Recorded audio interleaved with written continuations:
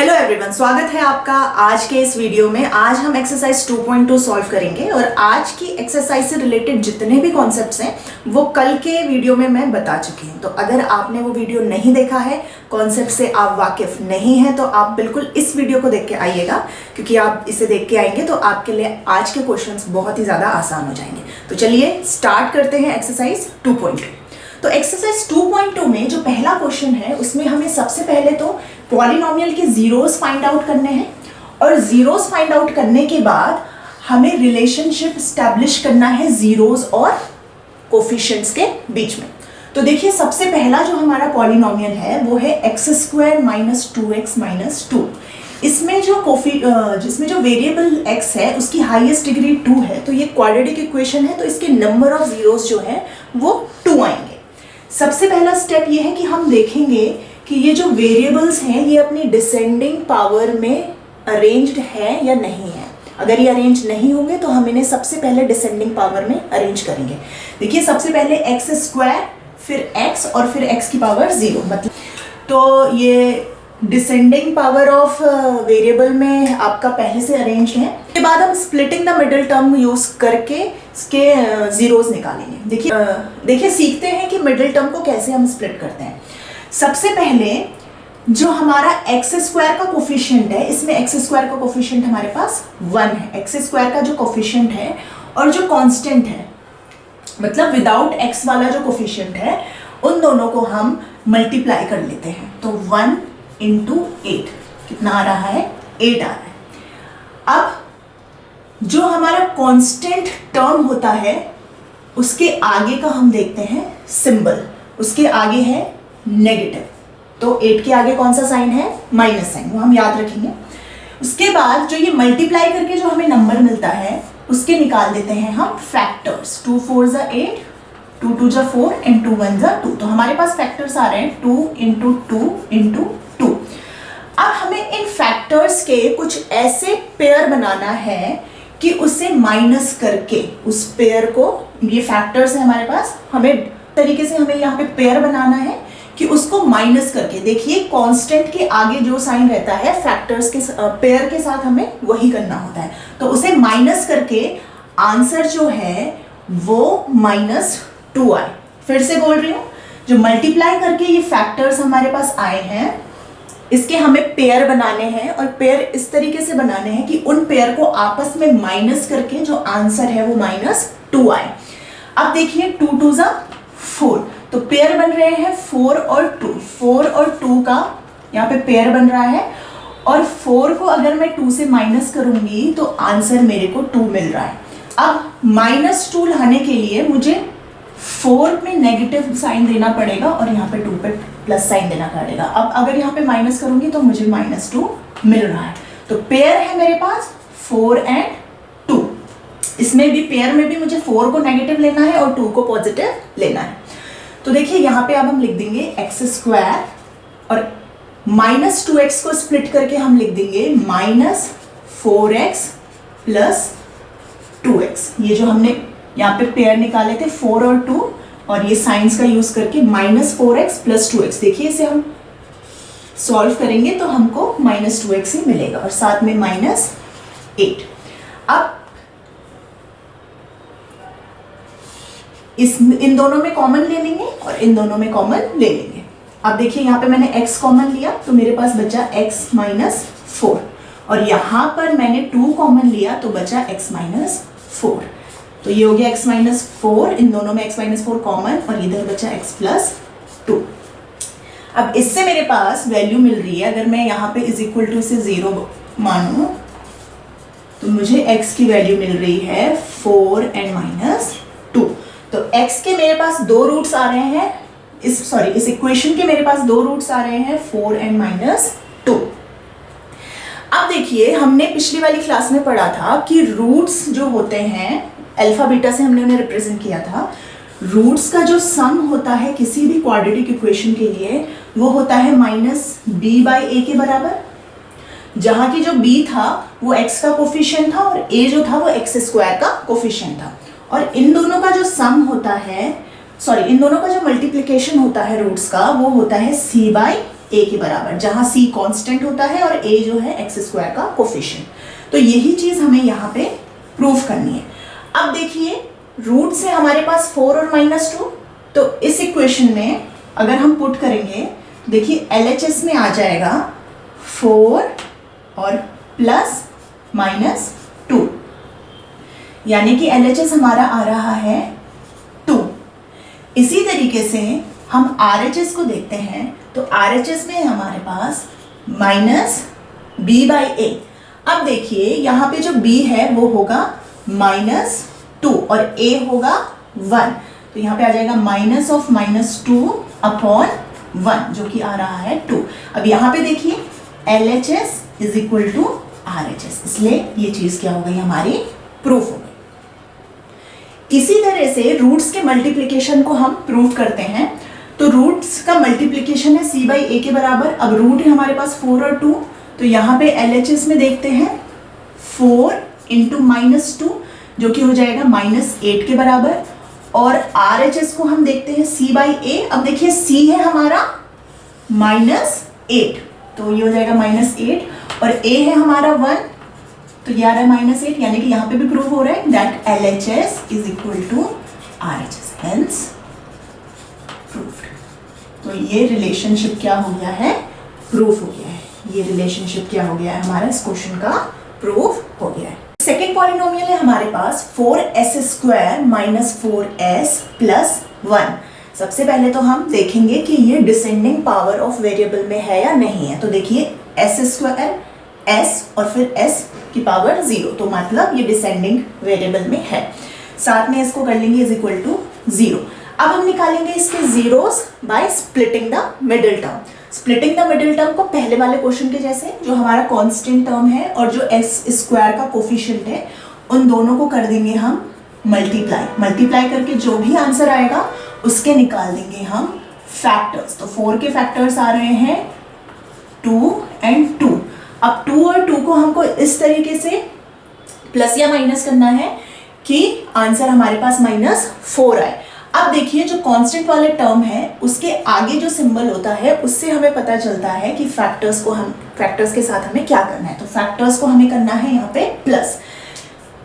अब इसे प्लस करने में भी आंसर जो है वो -4 आना चाहिए। तो ऐसा क्या करें कि प्लस करके आंसर -4 आए, तो यहाँ पे -2 और -2, तो यानी कि -2 और -2 को जब हम प्लस करेंगे तो आंसर -4 आएगा। तो पेयर हो गए हमारे पास -2 और -2। अब -2 और -2 का यूज करके -4s को कर लेते हैं हम स्प्लिट। देखिए किस तरीके से, 4s² - 2s - 2s + 1 = 0। तो ये हो गया है हमारा मिडिल टर्म स्प्लिट। अब हम इन दोनों में पेयर लेंगे और इन दोनों में पेयर लेंगे। तो इन दोनों में जब हम पेयर लेते हैं तो 2s कॉमन आता है, तो बचा 2s - 1, और इधर से अगर हम -1 कॉमन लेते हैं तो बचता है 2s - 1। अब इसमें भी हुआ 2s - 1 कॉमन और 2s - 1 = 0, यानी कि s के हमारे पास दो वैल्यूज आ रही हैं जो कि हैं 1/2 और 1/2। तो इस तरीके से हमको हमारे इस इक्वेशन के रूट्स मिल गए हैं 1/2 और दूसरा रूट भी 1/2। आइए चेक करते हैं कि इन रूट्स और पॉलिनोमियल के कोफिशिएंट के बीच में जो रिलेशनशिप है वो सही है या नहीं है। रिलेशनशिप हमारा कहता है कि sum of the roots is equal to -b/a and multiplication of the root is equal to c/a, जहाँ की a, b और c जो है वो हमारे हैं पॉलिनोमियल के कोफिशिएंट। a जो है वो है s² का कोफिशिएंट, b जो है वो s का कोफिशिएंट है, और जो c है वो कांस्टेंट टर्म है। चलिए ये पुट करते हैं और देखते हैं कि हमारे जो रूट्स आए हैं और हमारा जो कोफिशिएंट्स हैं उनके बीच में जो ये रिलेशनशिप है वो सही है या नहीं। तो सबसे पहले हम रूट्स का सम के लिए चेक कर लेते हैं। तो रूट्स के सम की जो इक्वेशन है, जो फॉर्मूला है, वो कहता है कि sum of the roots should be equal to -b/a। अब यहाँ पे इसका ले लेते हैं LHS। LHS में सम ऑफ द रूट्स है अल्फा प्लस बीटा, तो यहाँ पे अल्फा भी हाफ है और बीटा भी हाफ है, तो यहाँ पे आ जाएगा half plus half, half plus half होता है 1। चलिए देखते हैं RHS क्या है। RHS है -b/a। अब मेन इक्वेशन में देखिए a है हमारा 4 B है हमारा -4 और C है हमारे पास 1। तो यहाँ पे B है -4, तो ये हो जाएगा -4 अपॉन 4, तो ये आ रहा है 1, यानी कि LHS जो है वो RHS के इक्वल आ रहा है। दैट मीन्स यहाँ पे जो ये पहली वाली इक्वेशन है रूट्स और कोफिशिएंट के बीच में जो पहला रिलेशनशिप है वो बिल्कुल सही है। अब दूसरा रिलेशनशिप में हम दोनों रूट्स को मल्टीप्लाई कर रहे हैं और वो C/A के बराबर आना चाहिए। देखते हैं, LHS है हमारा अल्फा बीटा, अल्फा है हाफ और बीटा भी है हाफ, तो दोनों को मल्टीप्लाई करके आ रहा है हमारे पास 1/4। इसी तरीके से हम RHS को देखते हैं, तो RHS आना चाहिए C/A, तो C है हमारे पास 1 और A है हमारे पास 4, 1/4, यानी कि जो हमारा LHS है वो RHS के बराबर आ रहा है। दैट मीन्स ये दोनों की दोनों जो इक्वेशन है, रिलेशनशिप है रूट्स और कोफिशिएंट के बीच में, वो बिल्कुल करेक्ट है। आइए अब देखते हैं तीसरा इक्वेशन। हमारे पास है 6x² - 3 - 7x। सबसे पहला स्टेप यही है, चेक करेंगे कि वेरिएबल अपनी डिसेंडिंग पावर में है या नहीं है। देखिए यहाँ पे x², देन x का कोई टर्म नहीं, देन x, यानी कि ये अपने डिसेंडिंग पावर में नहीं है। तो सबसे पहले हम वेरिएबल को उसकी डिसेंडिंग पावर में अरेंज करेंगे। तो ये हो जाएगा 6x² - 7x - 3 और साथ में लगा दें हम = 0। अब इसमें हम जो मिडिल टर्म है दैट इज -7x, इसको करेंगे स्प्लिट। तो स्प्लिट करने के लिए फिर से जो कांस्टेंट टर्म है और जो x² का कोफिशिएंट है उन दोनों का कर देंगे हम मल्टीप्लिकेशन। तो ये आ रहा है हमारे पास 18 और जो ये 18 है इसके निकाल देंगे हम फैक्टर्स। तो ये आ जाएगा 2 × 3 × 3। अब जो ये फैक्टर्स हैं, इन फैक्टर्स के हमें निकालना है एक पेयर, और पेयर हमें इस तरीके से निकालना है कि उसको माइनस करके कांस्टेंट टर्म का जो आगे वाला साइन होता है उससे देखते हैं हम कि पेयर को माइनस करना है या प्लस। तो पेयर को माइनस करके जो आंसर है वो -7 आना चाहिए। अब देखिए 3 × 3 = 9, 2 और 9 अगर दो हम ऐसे पेयर बनाते हैं तो इन दोनों को माइनस करके हमारे पास आंसर 7 आ सकता है। और क्योंकि हमें 7 नहीं -7 चाहिए, यानी कि जो बड़ा वाला नंबर है उसे हम नेगेटिव लेंगे और जो छोटा वाला नंबर है उसे हम पॉजिटिव लेंगे। तो ये बन गए हमारे ये बन गया हमारे पास पेयर, जिसकी हेल्प से हम मिडिल टर्म को स्प्लिट कर लेंगे। देखिए 6x², अब -7x को हम लिखेंगे -9x + 2x - 3 = 0। अब देखिए जो ये मिडिल टर्म को मैंने स्प्लिट किया है, इसे सॉल्व करूंगी तो आंसर -7 ही आ रहा है। अब हम ले लेंगे कॉमन, इन दोनों में अगर हम कॉमन लेंगे तो हमारे पास कॉमन आएगा 3x, तो अंदर बचेगा 2x -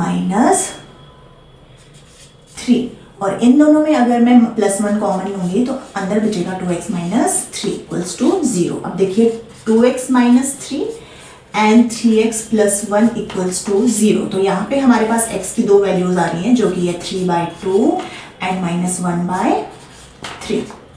तो मेरे पास इस इक्वेशन के दो रूट्स मुझे मिल गए हैं जो कि हैं 3/2 और -1/3।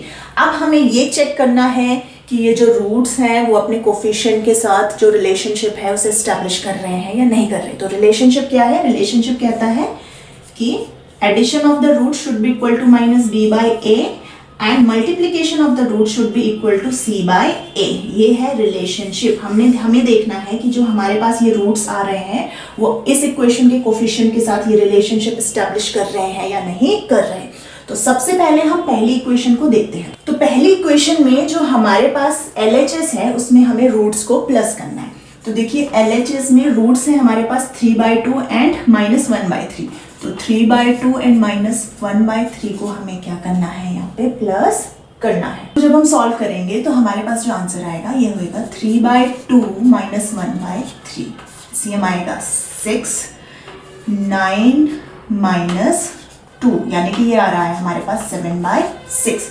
अब देखते हैं RHS में क्या आ रहा है। RHS में हमें करना है नेगेटिव ऑफ b/a, यानी कि यहाँ पे देखिए जो b है हमारा वो -7 है, तो नेगेटिव ऑफ -7/a जो है वो 6 है। तो ये आ रहा है हमारे पास 7/6, यानी कि LHS जो है वो हमारा RHS के बराबर आ रहा है, यानी कि ये पहला रिलेशनशिप तो एस्टेब्लिश हो रहा है, बिल्कुल सही है। दूसरे में हमें दोनों रूट्स का प्रोडक्ट करना है और c/a के बराबर आना चाहिए। तो देखिए दूसरी इक्वेशन में LHS जो है वो alpha beta, that means 3/2 into minus of 1/3 जो कि आ रहा है हमारा -1/2 के बराबर। अब RHS को देखते हैं तो RHS इसमें C/A है, C है हमारे पास -3 और A है हमारे पास 6 जो कि आ रहा है -1/2, यानी कि यहाँ पर भी LHS हमारा जो है वो RHS के बराबर आ रहा है। इसका मतलब ये है कि जो हमारे रूट्स निकले हैं और जो इक्वेशन के कोफिशिएंट्स हैं उनके बीच में जो रिलेशनशिप है वो एस्टेब्लिश हो रहा है, वो बिल्कुल करेक्ट है। आइए चलिए देखते हैं फोर्थ इक्वेशन को। देखो फोर्थ इक्वेशन है मेरे पास 4u² + 8u। अब देखिए इसमें मेरे पास कांस्टेंट टर्म एब्सेंट है, तो एब्सेंट है तो उसको मैं 0 भी लिख सकती हूँ, इज इक्वल टू साथ में 0। तो ये बन गई मेरी इक्वेशन। अब इसमें देखिए हम मिडिल टर्म को करेंगे स्प्लिट, तो मिडिल टर्म को स्प्लिट करने के लिए जो इनटू है वो 0 आना चाहिए। तो यहाँ पे मिडिल टर्म स्प्लिटिंग का तो कोई मतलब नहीं बनता है, तो हम क्या कर लेते हैं, कॉमन ले लेते हैं डायरेक्ट। तो यहाँ पे मैंने 4u कॉमन ले लिया, तो अंदर बचा मेरे पास u + 2 इज इक्वल टू 0। इसे सॉल्व करेंगे तो u मेरे पास या तो 0 आएगा या तो -2 आएगा। तो मेरे पास इस इक्वेशन के दो रूट्स आ गए, 0 और -2। अब 0 और -2 आ गए तो देखते हैं जो ये रिलेशनशिप है रूट्स और कोफिशिएंट के बीच का, ये करेक्ट आ रहा है या नहीं आ रहा। तो सबसे पहले देखते हैं पहला रिलेशनशिप। पहले रिलेशनशिप में जो LHS है उसमें हमें रूट्स को ऐड करना है। तो रूट्स है हमारे पास 0 और -2, इनको ऐड किया तो आ रहा है -2। इसी तरीके से पहले रिलेशनशिप का RHS देखते हैं जो कि है -B/A। अब देखिए B यहाँ पे जो है वो है 8, तो यहाँ पे आ जाएगा -8 और A जो है वो है 4, तो यहाँ पे -2। दैट मीन्स पहले में LHS is equal to RHS आ रहा है, पैरेलल रिलेशनशिप तो प्रूव हो रहा है। अब देखते हैं दूसरा रिलेशनशिप। दूसरे रिलेशनशिप में LHS में जो है हमको रूट्स को मल्टीप्लाई करना है, तो रूट्स को मल्टीप्लाई करेंगे तो आ जाएगा 0 और RHS में C/A करना है। देखिए C हमारा 0 है तो ये हो जाएगा 0/4 जो कि 0 आ जाएगा। दैट मीन्स LHS जो है वो RHS के बराबर आ रहा है। इसका मतलब ये है कि ये दोनों के दोनों जो रिलेशनशिप है रूट्स और कोफिशिएंट के बीच में वो हमारे इस इक्वेशन के लिए एस्टैब्लिश हो रहे हैं। आइए चलिए देखते हैं फिफ्थ इक्वेशन। तो फिफ्थ इक्वेशन है मेरे पास t² - 15। अब इस इक्वेशन में देखिए t वाला टर्म हमारे पास एब्सेंट है और जब भी कोई टर्म एब्सेंट होता है तो उसके कोफिशिएंट को 0 लेके हम उसे क्या कर सकते हैं, इक्वेशन में पुट कर सकते हैं। देखिए इस इक्वेशन को मैं बना सकती हूँ t² - 0t, तो -0t will be 0, -15 is equal to 0। अब इसमें देखिए मिडिल टर्म स्प्लिट करने का तो कोई मतलब नहीं है, तो यहाँ पे से हम t² को डायरेक्ट 15 लिख सकते हैं, यानी कि t will be equal to √15 ± of √15, यानी कि t के यहाँ पे दो रूट्स आ रहे हैं, एक तो आ रहा है +√15 और दूसरा आ रहा है -√15। अब देखते हैं कि इन रूट्स के लिए जो रूट्स और कोफिशिएंट के बीच का रिलेशनशिप है जो कि है α + β is equal to -B/A and α β is equal to C/A, ये एस्टैब्लिश हो रहा है या नहीं हो रहा। तो सबसे पहले फिर से पहला रिलेशनशिप LHS जिसमें रूट्स का हमें एडिशन करना है, तो रूट्स को जब हम ऐड करेंगे तो +√15 एंड -√15 ये आ रहा है 0 के बराबर। अब इसका RHS चेक करते हैं जो कि है -B/A। अब देखिए इस इक्वेशन में जो B है वो 0 है, तो ये हो जाएगा 0/A की वैल्यू 1 है, तो ये 0 आएगा, यानी कि LHS जो है वो RHS के बराबर आ रहा है। पहला रिलेशनशिप जो है वो एस्टैब्लिश हो रहा है, करेक्ट है। अब सेकेंड रिलेशनशिप के लिए देखते हैं। जो LHS है उसमें हमें रूट्स का मल्टीप्लाई करना है। जब हम √15 को -√15 के साथ मल्टीप्लाई करेंगे तो हमारे पास आंसर आएगा -15। देखते हैं RHS में कितना आ रहा है, C/A। C है हमारे पास, ध्यान से देखिए C है हमारे पास -15, तो -15 और A है 1, तो ये आ गया -15। दैट मीन्स हमारा LHS जो है वो आ रहा है RHS के बराबर। तो इसका मतलब ये है कि सेकेंड रिलेशनशिप भी हमारा करेक्ट है, वो एस्टैब्लिश हो रहा है। अब देखते हैं हमारी आखिरी इक्वेशन जो कि है इक्वेशन नंबर 6। सिक्स्थ इक्वेशन है हमारे पास 3x² - x - 4, इसको हम लिख सकते हैं इज इक्वल टू 0। देखिए ये आपके डिसेंडिंग पावर ऑफ वेरिएबल में लिखा हुआ है, तो इसको रीअरेंज करने की जरूरत नहीं है। मिडिल टर्म को स्प्लिट, तो उसके लिए हमें पता है कि जो हमारे पास कांस्टेंट है और एक्स स्क्वायर का कोफिशिएंट है उसका कर देते हैं हम मल्टीप्लिकेशन। तो यहाँ पे आ रहा है 4 3 12, तो ये 12 का हम स्प्लिट करेंगे तो ये आ जाएगा 2 × 2 × 3। अब इसका पेयर हमें कुछ इस तरीके से बनाना है कि इसको माइनस करके, पेयर को माइनस करके आंसर -1 आना चाहिए। तो देखिए 4 और 3 ऐसे पेयर बन रहे हैं और आंसर को -1 लाने के लिए हमें बड़े वाले नंबर को नेगेटिव लेना होगा और छोटे वाले नंबर को पॉजिटिव लेना होगा। तो चलिए स्प्लिट करते हैं इसे। तो जाएगा 3x² - 4x + 3x - 4 = 0। अब देखिए कॉमन लेते हैं पहले 2 में और लास्ट के 2 में। तो पहले 2 में जब मैं कॉमन लूंगी तो कॉमन मेरे पास x आ रहा है और ये हो रहा है 3x - 4 और इनमें कॉमन लूंगी +1 तो 3x - 4। तो यहाँ से हो जाएगा 3x - 4 और x + 1 = 0, यानी कि x की 2 वैल्यूज आ रही है +4/3 एंड -1।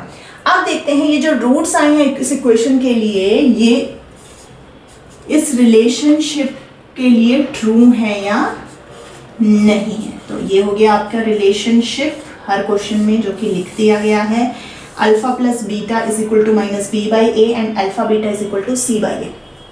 तो चलिए चेक करते हैं। ये चेक करते हैं पहला रिलेशनशिप। पहले रिलेशनशिप के LHS में हमें दोनों रूट्स का एडिशन करना है, यानी कि 4/3 ±1। अब इसको ऐड करेंगे तो ये हमारे पास आ जाएगा 4 - 3 यानी कि 1/3। देखते हैं RHS में कितनी वैल्यू आ रही है, -b हमारे पास है -1, तो -1 और a है हमारे पास 3, तो ये आ गया 1/3। LHS RHS के बराबर है, यानी कि पहला रिलेशनशिप बिल्कुल करेक्ट है। देखते हैं दूसरे रिलेशनशिप के लिए। दूसरे रिलेशनशिप में हमें लेफ्ट हैंड साइड दोनों रूट्स का मल्टीप्लिकेशन कर देना है। तो 4/3 × -1 विल बी इक्वल टू -4/3। अब देखते हैं RHS। RHS में हमको c/a, तो इस इक्वेशन के लिए c है -4 और a है 3, तो ये आपका यहाँ पर भी LHS जो है वो RHS के बराबर है, यानी कि इस इक्वेशन के लिए भी जो हमारे रूट्स आए हैं वो अपने कोफिशिएंट के साथ इन रिलेशनशिप को स्टैब्लिश कर रहे हैं, इन रिलेशनशिप को करेक्ट प्रूव कर रहे हैं। तो इस तरीके से ये था क्वेश्चन नंबर 1।